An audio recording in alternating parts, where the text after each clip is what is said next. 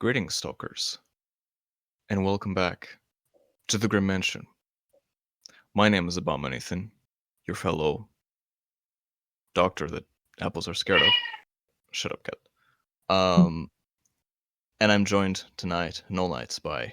Weird Outreach, your friendly neighborhood occultist. Tonight we bring you a weird one. This is, Weird.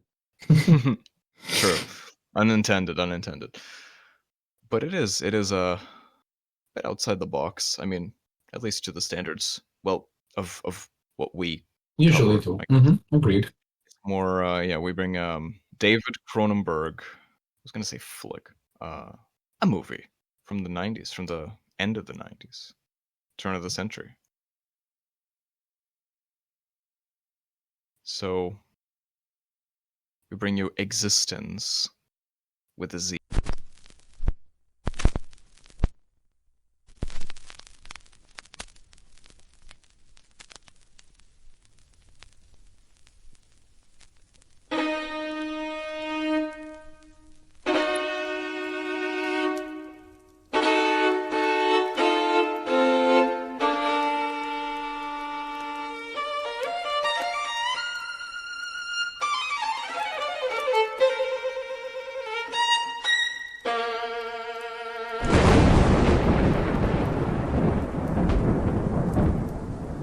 The candles are lit, these circles have been closed, and the words of power have been recited. Let us begin tonight's gathering. I think most people probably know or have heard of the style of movie that David Cronenberg usually does. Usually makes, should I say. So yeah, this was his delving into the science fiction I mean the name is eXistenZ, so you could assume it's already like existential. A Yeah. bit. But it doesn't really start, or at least doesn't really immediately begin with those themes. I guess we could preface this by saying, like, at the time, in the late '90s, everybody was, because it was the turn of the century. Everybody was thinking about the future, like what is the 21st century going What to look does the like. new So millennium bring? yeah. So there was a bunch of these speculation of like high tech, um, like virtual reality, video games. There was all the speculation. So This this is movie is contemporary with The Matrix, and it yeah. It actually shares a lot of similarities. yeah. It came out in the exact same year. And it does share some of the, well, at least the core Yeah, idea. you could say that the themes are similar. Yes, true, they are. But yeah, let's just get into it, I guess. The movie starts with a demonstration of a new product by a company called Antenna Research. So this is in the future somewhere.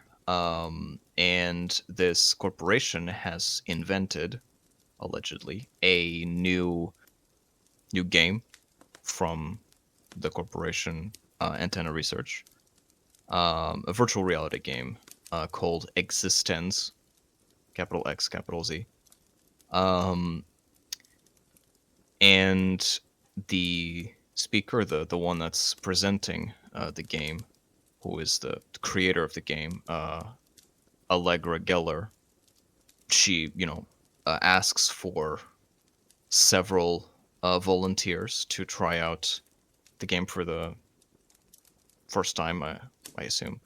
And if you're imagining a traditional video game, or like on a computer or on like some, I think they're called consoles, or I don't know what else people play games on nowadays, you're going to be entirely off. Because how do I explain this? How do I put this? The interface that is used to play this game is comprised of these, well, they're called MetaFlesh game pads. I think I did game not notice that. Okay. MetaFlesh game pods. And I do know that it seemed very similar the way that they connected to that console. They seem to be very like umbilical cords. I don't know if they Yeah, also had a name for that. I didn't. yeah, they call it metaflesh because it's made of flesh. Everything's made of flesh. And so Yeah, yeah, when you connect, it's very visceral Cronenberg. and strange and very unsettling. Because it looks kind of like a baby that you have in your lap, and then you connect, as you said, like an umbilical cord. You connect it to the back of your like the bottom of your spine. There's a thing Mm-hmm. called a bioport, and the whole thing kind of molds and does weird motions and sounds when it's downloading the game. Yeah, very strange, very gross and disgusting visual. Yeah, I agree. I think things get quickly interrupted by someone who makes an attempt on Allegra's life. Yep. Here we are introduced to a faction called the Realists, who essentially call for the death of the demoness Allegra Geller. A very powerful language. Yeah. Can you describe Eh, the method that he used? So, oh, right, because he was one of the participants, and they were all scanned for weapons at the entrance. And obviously, this guy did not detect any metal. weapons and recording devices because there's a rival corporation that's also Right. What were they called? Cortical cortical. systematics. Yes, there we go. Yeah, and so this guy essentially invents a gun out of bone parts. It looks it looks also like very biomechanical. He's essentially the trigger looks like a chicken bone, like a wishbone from a chicken. Yeah. There's a jaw in the clip, a human jaw with teeth that Yes. we later figure out that they're human teeth for bullets. Yep. But it's all surreal. But then again, this is the future, I guess. You were supposed to, I guess, We'll assume roll that with it for a little while somehow anyway. they realized that like biotech was more effective or more efficient or whatever than just regular like metal. So I don't know. Could be. I mean, Yeah. I'm kind of working in that direction, so maybe. I'm not saying anything. So Anywho, Allegra makes it out with her bodyguard, Ted Pikel, and the both of them make a run for it. They grab a car and they just go somewhere else where it is less noisy, where Allegra isn't wanted, because apparently there's a price on her head and on her yeah, game. yeah, and she doesn't allow Pykel to even like answer his phone. She's like mega. I mean, she Oh, understands this technology. what was the phone name? What was it? What they call it? It was. Let me check. No, Lamp phone, I just called it the pink phone, but pink. it's Maybe that was it. I don't know. It was flashy too when it it looked like something else. it did look like a with flashlights. It was a flashlight, quite literally. Yeah. Allegra needs to try out her game with a friendly person, someone who's friendly to her, in order to know if the game is working. I don't know how if this makes any sense. So for now, I'm just rolling with everything that they say and taking it at face value. Hmm. But the problem is that Pykel does not have a bioport, so his UMBI can't. You can't connect the UMBI of the console UMBI cord, whatever they called it, man. Yes. Uh, they can't put one on him, Yep. You can't play the game. um, so he can play the game. They have to put one on him so he can play the game. Thank you. He's a virgin. Yeah, that's exactly the word she uses. Basically. It's yeah. The whole thing is very weirdly sexual. The Oh, entire it will get even concept. weirder, honestly. Yes, it does get weirder. They eventually make it to the gas station of Willem Dafoe. I mean, gas. That's a weird name for a guy who owns a. No, it's actually it's a best name for a guy that It's the owns a best. guy. It's the Sure. easiest to remember. You know. Yeah, you're right. Some jobs are the people. Some names are the job. Whatever. She knows that out here in the countryside, there's all kinds of weird people, people of the trade, people who can do things with their hands, video game people, apparently. Hmm. And she convinces Gas to bioport Ted, right? To bioport Todd. I like that Ted. I like Ted? that Isn't that the term that they would use to I install a bioport? Bioport? I don't. maybe. You take it. Okay. So yeah, Ted, he has a phobia of being impaled, and so he's very reluctant in getting that bioport On the infection too. from Gas, but eventually he accepts and he gets the bioport, and when almost immediately a tries out the puts in him the thing you the cord, uh the game breaks. The game pod just like flashes with electricity, like something, it got a shock, and she's pissed, mega pissed at Ted because she says like Is he freaked out? yeah, she uses a term, I don't remember it, but it was equivalent to. neural surge. Yeah, she Oh, she says that, accuses him of having neural surged because he was afraid or something, but then he says yeah. he didn't, and it's revealed that actually Gas installed purposefully a fake bioport, or a faulty bioport, on purpose to jam um, the game pod, Hmm. because he is trying to kill Allegra Geller. He's, the bounty is really high. The bounty is like 5 million or something. Both on her and on the game. But he's quickly dispatched by Ted with the own machine that he used to do the the bioport. They eventually get an actual bioport for him, right? Mm-hmm. They From a was it a teacher that It was, I don't know. It was like a ski club, or at least it had that appearance. yeah, but it belonged to one Yeah, it was a guy, vinegar. Kiri. Yeah, he was. He was something Yeah, to Amanda, like a teacher or a mentor figure, I guess. yeah. Why do you keep calling her Amanda's? I keep calling her Oh, Amanda. I don't know why. You know me and names. It's Allegra. Allegra. Yeah, he's like a mentor or something. I'm not sure. He does effectively a surgical operation on her game pod, because I Hmm. mean, yeah, like it's basically the same thing, like doing all that weird, again, I understand, I feel seen by this movie. uh anyway, he also does a proper bioport on Ted, and this time they do get in the game. They enter the most wild fantasy that a man can possibly have, being a teenager in the 80s.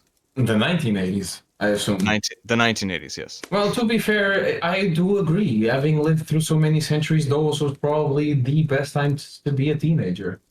Mm, Everything else from here on out is just downhill. I'm sorry. yeah. Anyway, this is where things get really, really freaky. Okay. Not only is the game weird because it does not resemble any game like you've ever seen it. The word that I heard you describe it while we were watching was procedural, Yeah, right? exactly. It's like it just goes on based on whatever they're feeling, Yep. whatever their emotions are, and whatever. I assume it's sort of like lucid dreaming. Yeah, it's like the game is always different, and it adapts to, their emotions and stuff like that. There's a Interestingly. great. Sorry, let me just finish my Mm, point. yeah, There's a great emphasis on how seamless the transition from reality to game is. yep. How later on, I will let you continue, but later on, Michael is describing how everything is like there's no loading times. There's no. It just happens. You're just there.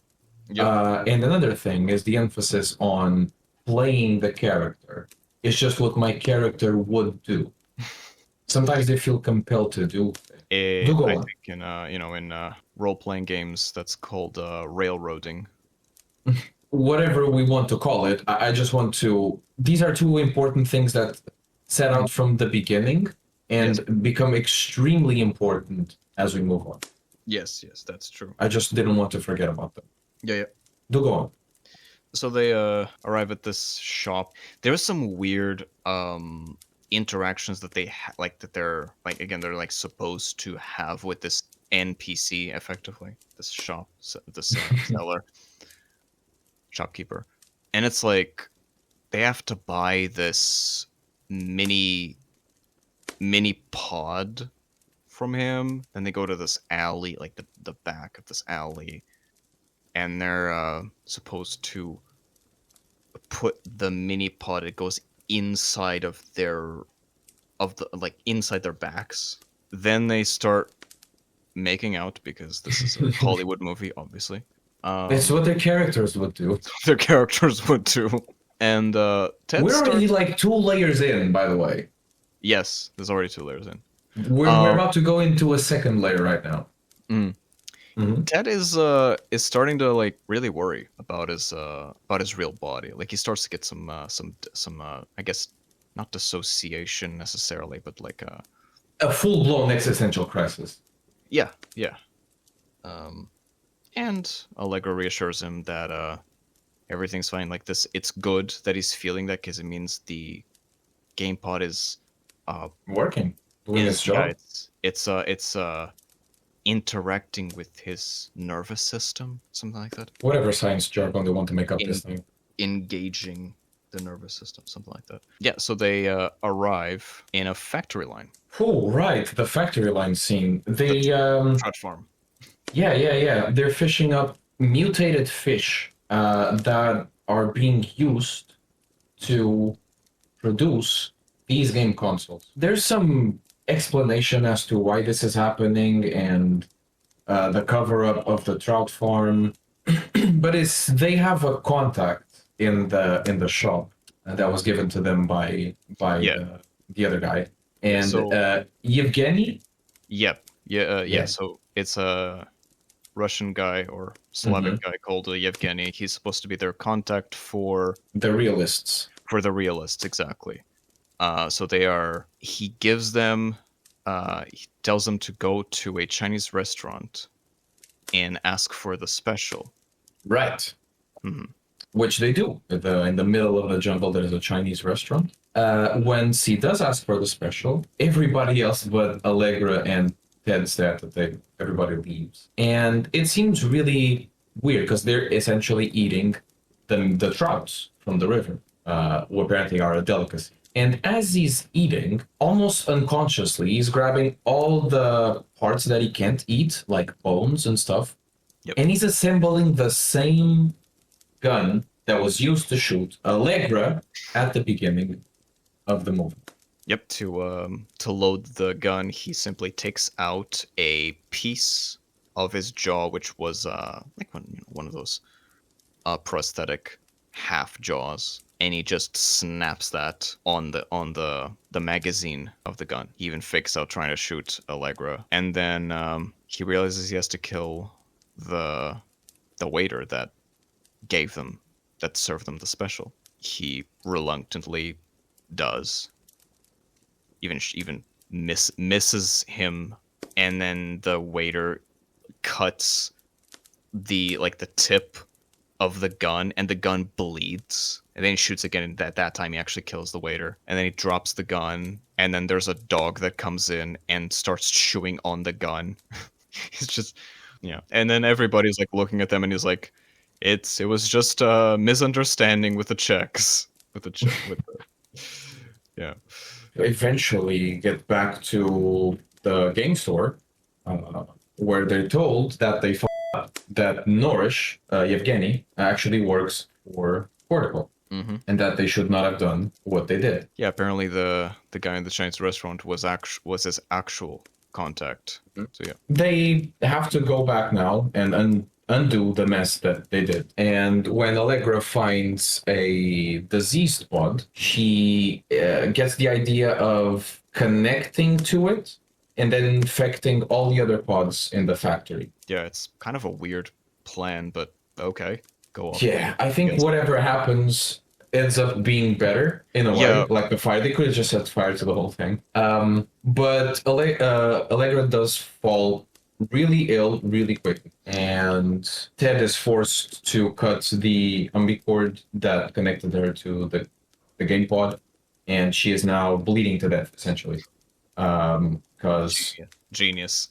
yeah, completely. Anyway, the guy, the Evgeny, comes back with a flamethrower, tries to burn the whole thing, makes it even worse as once the pod bursts open, it just releases spores everywhere, and it ends up infecting every other pod anyway. Yeah, and he ended up setting fire to the entire farm anyways. That is when Allegra and Ted wake up back at the lodge where they had fallen asleep in the game for the first time. Mm-hmm. And she realizes that the theme of disease, it was a clue from the game pod telling her that I'm sick. I am very, very ill, and there's no. A big plot point is that there's no other copy of eXistenZ in existence. If it dies, she loses everything, right? Yeah, the game is gone. Yeah, and it is diseased. And she realizes that it is the bioport that Ted has is infected. Yeah, the one from Vinegar. Mm-hmm. So right now she's blaming Vinegar. Yep. The guy that they were talking to in the game, Hugo, right? Because all their names are important too. Yeah. He shows up at the front door after the cabin has been like the windows have been blown. There's Molotov cocktails flying everywhere. You can hear gunshots. You can hear bombs going off. And the guy comes in dressed as a commando, saying that there's a war out there, and they're like, "Come with me if you want to live." Essentially, The revolution has begun, something like that. that's when he reveals that he's a realist and he's going to claim the prize on Allegra. He gets shot by Vinegar, who shows up at the lodge, and he's like, "No, you have to come with me to Cortical. I have a copy of your game. It's on my house right now. We can just go." She shoots him too. Ted Pikel reveals that he's also a realist. He was sent a killer, and like he went fully undercover to the point of getting a bioport installed in him just so he could get her. She kills him too. Yeah, She kills him too. she knew that he it's the whole like 5D chess situation. Like she knew that he was a realist, which is why he didn't have a bioport, and she somehow managed to like get a bomb inside of his bioport. I don't know. She blows him up somehow. I don't know. His spine just. And then she starts screaming to the skies, "Did I win?" Yeah. As if in the same vein that Ted, a moment ago before having this as an existential crisis, he screamed, "eXistenZ is paused!" And the game actually paused. Yeah. So she's acting in the same way, and eventually in one of the camera cuts, things start appearing around her. Like she has a blue cap on her head, and there's... She has something like some kind of device, and that's when she wakes up, and everybody starts waking up. And it is revealed that the whole thing, this whole time, everything that you've seen has been a game that they were playing. So you see, all the actors, all the characters that the main cast, they're all sitting in this arch of chairs, all of them with that same kind of, I wouldn't say headset. I mean, it is kind of a headset. It is a headset. And some machines like on their hands and stuff. They were all playing this virtual reality game called Transcendence, capital C, capital Z. Yeah, get it? Yeah. Which is being designed by Pilgrimage, capital P, capital I. And it was actually designed by Evgeny. And Yeah. they start talking. They're like, it's kind of interesting because it's almost like it's the actors talking, like being themselves, because they're talking about their roles. Yeah, they're no longer role playing. Yeah, they're out of the game and they're now reviewing it because this was essentially like a focus group.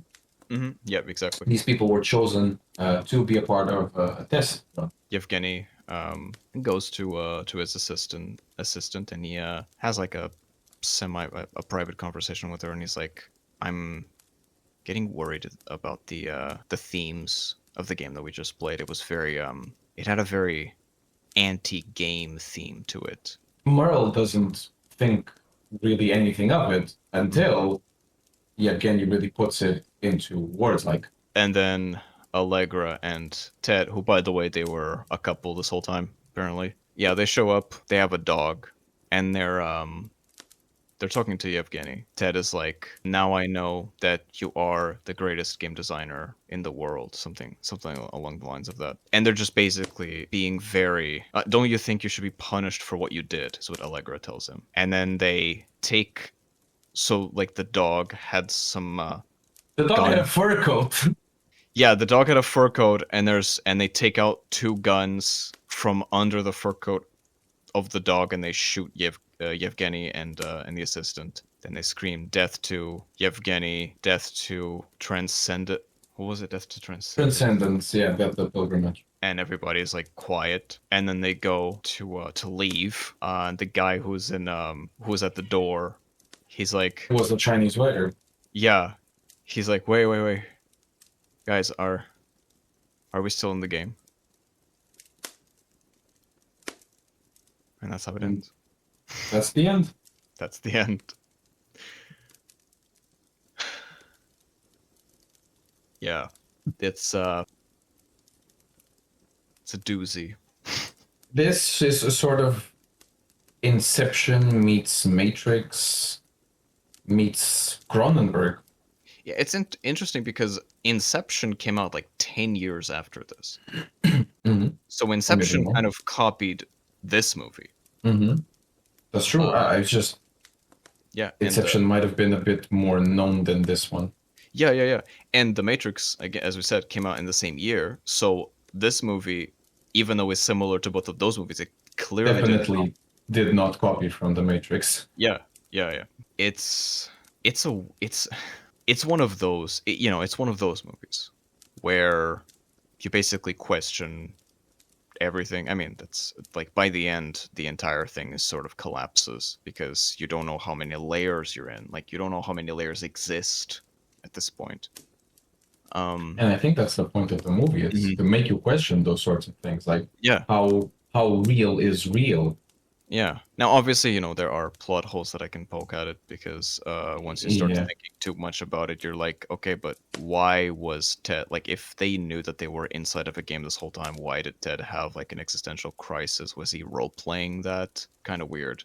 Maybe, again, those two are, considering that they were the realists at the end, maybe Amanda was role-playing hers a little bit better, and he was given free reign of what he actually felt about the whole thing. Given that the difference between existence and transcendence in terms of interface is very, very different, right? For transcendence, you put a cap on and you're essentially connected to the console. Whereas in existence and the world that they were implying, it requires heavily body modification. I can understand where they're coming from, I think honestly it's kind of a shame that the movie sort of ended up giving up on the idea of this biotechnology because it's revealed that the whole thing was just in the game, so none of that was like real technology that existed. Because like that was interesting. Like I think it ends up like it doesn't, like a gun that shoots bullets, like where does, like how does that work? Like why does the gun bleed when it's cut? There's a bunch of stuff that just doesn't really make logical sense, I guess, but it could be like really advanced technology. In retrospect, those things don't make sense because they don't have to, right? Because they're in the game, yes. They're in a video game. Also, I feel like, it's not an argument that I could have because I don't know a lot about video games, but it seems a very alarming situation wouldn't you say? Like the advent of like the movie is supposed to be taking place in 2030 or whatever. That's like Oh yeah, it's supposed 5 years away to from be now. 24. I don't actually know, 2030, 24, something like that. Eh, Um, around that time, right? yeah. I mean, obviously, this. Yeah, it was like 30 years in the future when it was made, but I mean, I guess in the 90s, this as you said, this yeah, speculation of the future and how humans would be all plugging themselves to machines to for pleasure and for nourishment and for um, those mortals, whatever you want to call it, you know. so simple, so innocent. Um, yeah, don't forget that the Terminator was supposed to be like Judgment Day was supposed to happen in like 2004 or something. So Also true, and yes, it is a little bit. I guess that sort of thing always existed. yeah, Future it's just phobia. they put it just a little like they just put a date far enough in the future that like seems sort of plausible at the time when you're making it, but then it's not at all. Um, it's very cool. I think people miss a lot when it comes to assuming just like how fast things are going to change in the future. I don't know, but These turn of the millennium, though, they really just crank things up to 11 at the time with the Y2K fears and yeah. um, It was a part of the zeitgeist at the time. Was I just feel yeah. like everybody was experiencing some sort of existentialism Hmm. at the time. Kind of back to that again. It seems. Um, Yeah, maybe it's because in the 80s they were a also sign of having. the times. I don't know. You know what I feel? I feel like things are repeating in cycles much faster than they used to. Perhaps, perhaps. This might just be my crazy eyes seeing too weirdly into the patterns, but I don't know. That's that there might be something into that. I don't. I'm not sure. But yeah, as I was saying, the idea of a gun made out like a gun that is entirely made out of bone, so that it bypasses security, I think is clever. Yeah, so I think that was interesting that premise. But then it's just like it's thrown away at the end because so they have these regular guns that they somehow it seems kind of weird that like in the in the game, so in the layer below the existence game, they think about this stuff. They have the security and there's a way to bypass the security with the bone gun. But then in the layer above, so supposedly the real life, quote unquote, they don't have that problem. They can just use a dog to pass a gun or I don't know. Maybe. okay, Oh, okay. Maybe they were, maybe they were. I was going to say that maybe they don't need to worry with that sort of thing because it didn't start yet. And these two were the spark that lit the whole fire. But the fact that the guns were on the dogs also makes me believe that they were scanned. Now, thinking about it, that they were scanned at the door, or that they thought they would be scanned at the door, and the dog wouldn't. the dog wouldn't be scanned.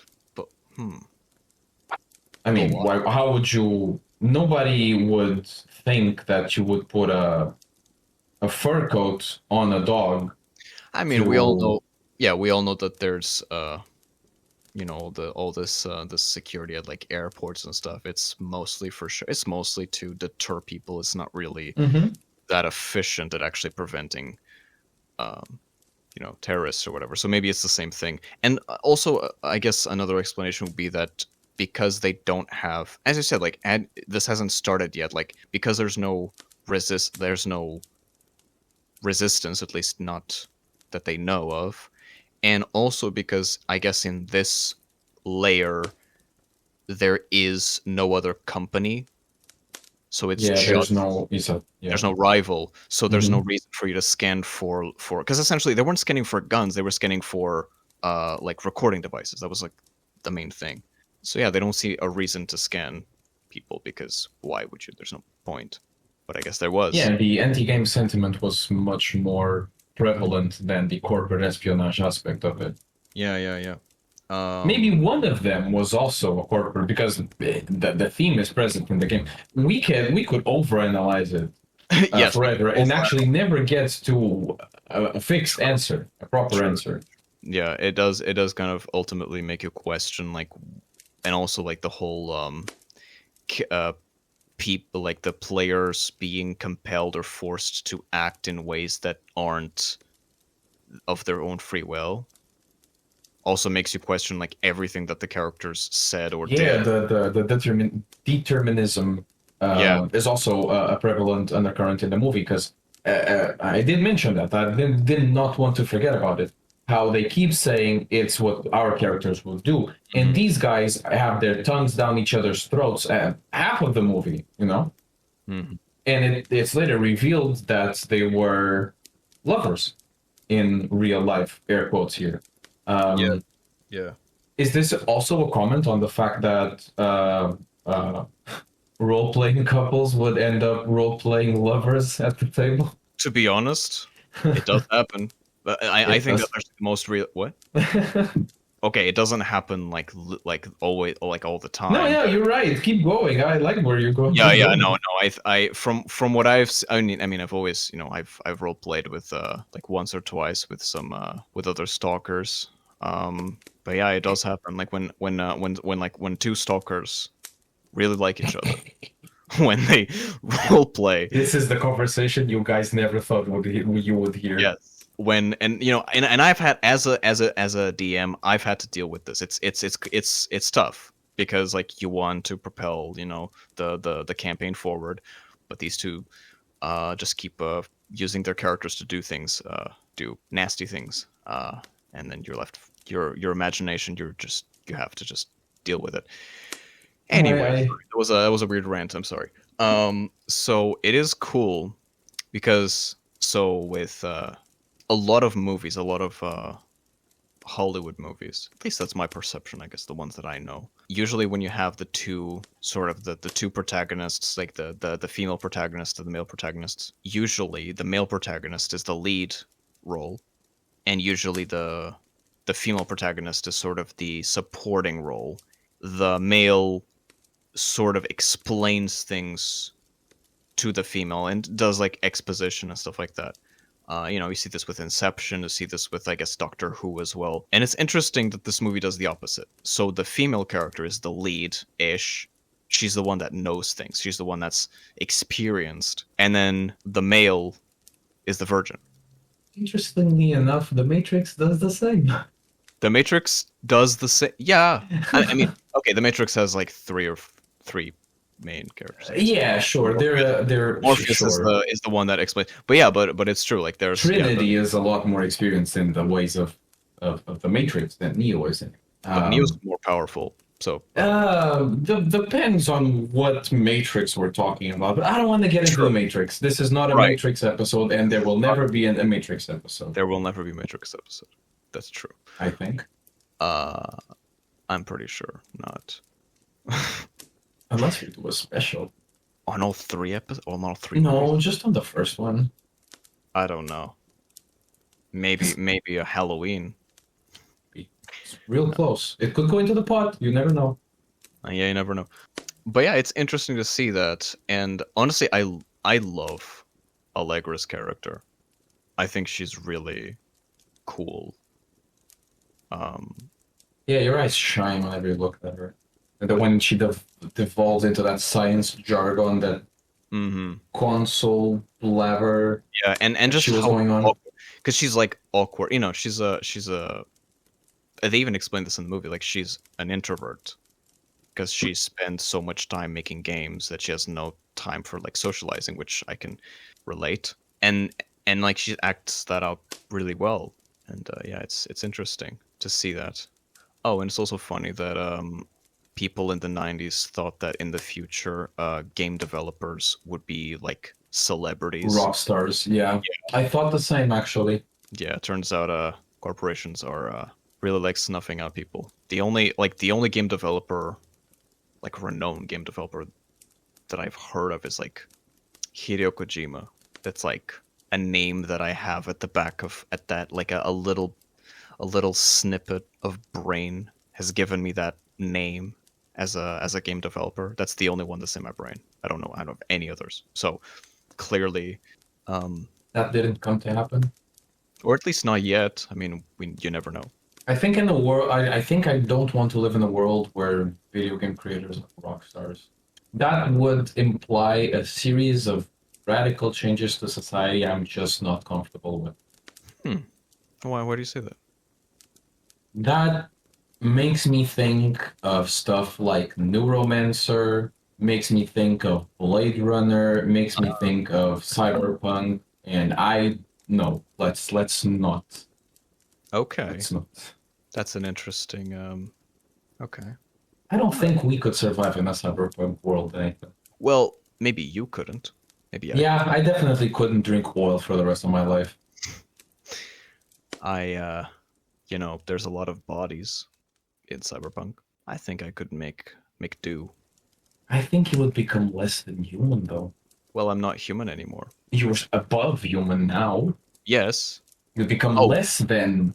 you would say like I would lose. Yes, I think you would. I would That's my lose my point. inhumanity if I Yes. started using. It's like regression. It's a sort of regression for If you, I is what started I'm trying to say. using my Cybernetics and stuff like that. cybernetics instead of flesh. Yeah. Okay. Um. My opinion, anyway. People like to throw out nowadays the notion that the flesh is weak. The flesh is very strong. You just aren't using it right. Well, this movie kind of proves that. Well, it doesn't, but it almost does. And you know what? Yeah, I think flesh is nice. It behaves in ways that are more. Predictable. I wouldn't say predictable.